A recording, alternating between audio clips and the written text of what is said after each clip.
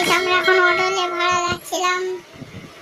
গরিব মানুষ বুঝতেই তো পারতেছে, খেটে না খালি হবে না, তাই আমরা কাস্টমারের খোঁজে দিয়ে বেরোচ্ছিলাম। তারপরে দেখি দু একটা লোক দেখা যাচ্ছে, তা বলছে যে যাবো না।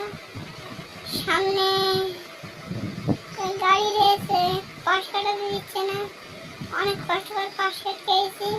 সামনে রেড সিগন্যাল পড়ে গেছে, তাই আমরা এখানে দাঁড়াচ্ছি।